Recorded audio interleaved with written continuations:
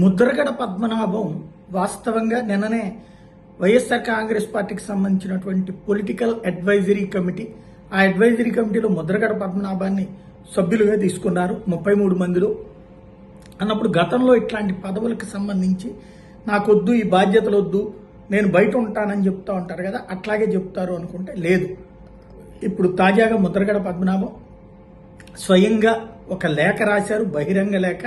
నేను ఆ బాధ్యత తీసుకుంటాను, మిమ్మల్ని అధికారంలోకి రావాలి, మీరు వచ్చి 10 దశాబ్దాల పాటు రాష్ట్రానికి ప్రగతిలోకి తీసుకురావాలి, పాడైన రాష్ట్రాన్ని బాగు చేయాలి, ఇలాంటి పదాలతో కూడినటువంటి ఒక లేఖ రాయడం. అంటే ముద్రగడ పద్మనాభం ఇప్పుడు వైఎస్ఆర్ కాంగ్రెస్ పార్టీలో కీలకమైనటువంటి, అంటే తెలుగుదేశంలో పాలిట్ బ్యూరో ఎట్లాగో అట్లాగే ఇక్కడ పొలిటికల్ అడ్వైజరీ కమిటీ అన్నమాట.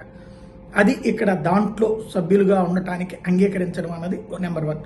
ఆల్రెడీ వాళ్ళ అబ్బాయి గిరికి ఇంతకుముందే ఇన్ఛార్జికి ఇచ్చారు కాబట్టి అది కంటిన్యూ అవుతూ ఉంటుంది. తద్వారా రాజకీయ పరంగా తన కుటుంబానికి తనకి సంబంధించినంత వరకు, క్రిందటిసారి అయితే పదవి ఇస్తానంటే కూడా తీసుకోలేదన్నటువంటి వచ్చింది. అప్పట్లో రాజ్యసభ లాంటి అంశాలు కూడా, ఎమ్మెల్సీ లాంటి వాటికి కూడా వద్దు, నాకు నేను పార్టీకి ఏదైనా సర్వీస్ చేశాక తీసుకుంటాను. ఇప్పుడు జగన్ అధికారంలోకి వస్తే అప్పుడు రాజ్యసభ తీసుకోవడమా, మంత్రి పదవి తీసుకోవడం అలాంటివి తీసుకుంటారన్నటువంటిది తన అనుచరులు, అనుయాయులు చెప్పే మాట.